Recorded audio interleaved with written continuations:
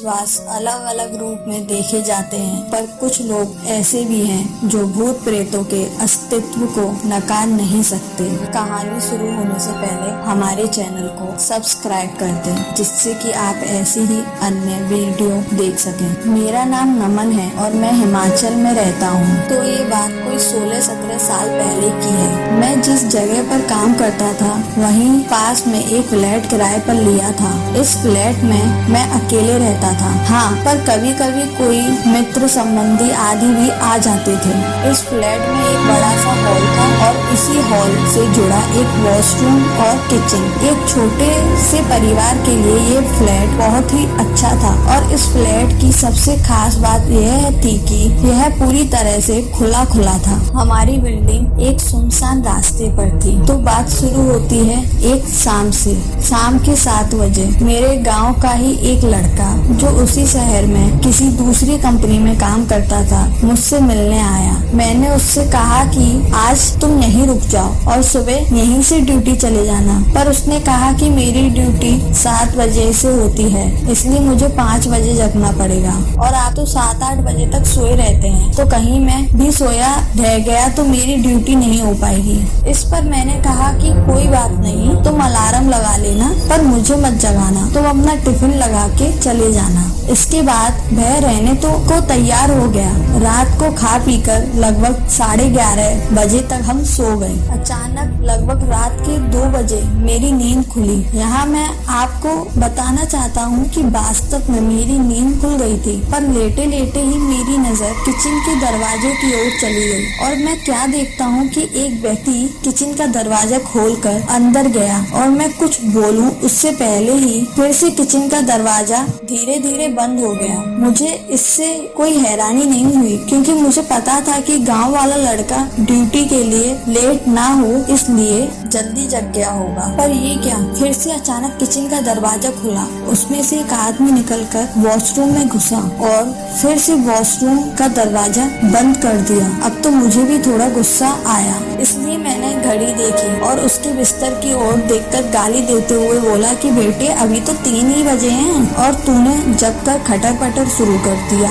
इतना कहते ही अचानक मेरे दिमाग में यह बात आई कि मैं इसे क्यों बोल रहा हूँ, यह तो सोया है। वह लड़का गहरी नींद में वहीं नीचे अपनी जगह पर सोया हुआ था। अब तो मैं फटाक से खाट से उठा और दौड़कर उस बच्चे को जगाया। वह आंख मलते हुए उठा, पर मैं उसे कुछ बताए बिना सिर्फ इतना ही पूछ लिया कि तुम 2-3 मिनट पहले उठे थे क्या? वह बोला नहीं, तो वह फिर से सो गया। अब मेरे समझ में कुछ भी नहीं आ रहा था और मेरी नजरें अभी भी बाथरूम के दरवाजे पर ही थी, पर किचन और बाथरूम के दरवाजे दोनों पूरी तरह से बंद थे।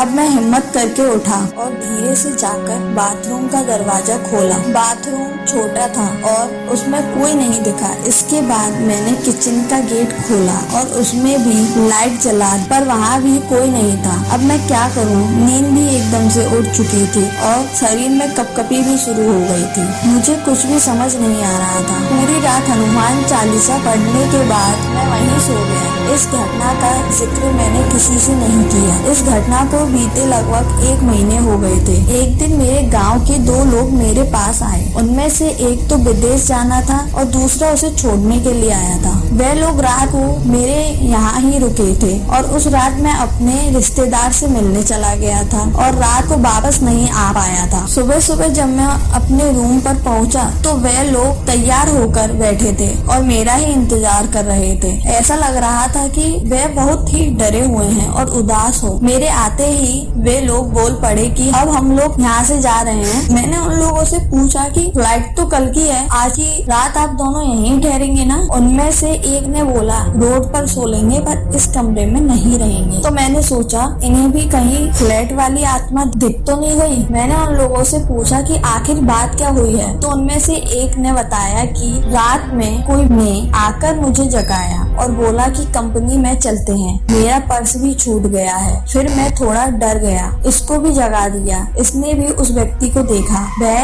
देखने में एकदम सीधा साधा लग रहा था। हम लोग एकदम डर गए थे क्योंकि हमें व्यक्ति इसके बाद किचन में जाता हुआ दिखाई दिया। उसके बाद फिर कभी किचन से बाहर नहीं निकला और हम लोगों का डर के मारे बुरा हाल था। हम लोग रात भर बैठकर हनुमान चालीसा जपते रहे और उस किचन के गेट की ओर टकटकी लगाकर देखते रहे, पर अब तो सुबह भी हो गई थी। वह आदमी अभी तक किचन के अंदर ही है, तुम चाहो तो देख लो। अब तो मैं भी थोड़ा थोड़ा डर गया और उन लोगों को साथ लेकर तेजी से किचन का दरवाजा खोला, पर किचन में कोई नहीं था। हाँ, पर किचन में गौर से छानबीन करने के बाद हमने पाया कि कुछ तो गड़बड़ है।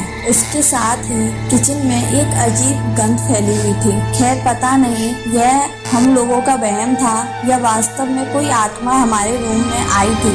मैंने इससे छुटकारा पाने के लिए उस फ्लैट को ही बदल दिया और दूसरी बिल्डिंग में आके रहने लगा। तो दोस्तों, अगर आपको हमारी वीडियो पसंद आई हो तो लाइक करें, कमेंट करें और शेयर करें और चैनल को फटाफट से सब्सक्राइब कर दें। तब तक के लिए टेक केयर।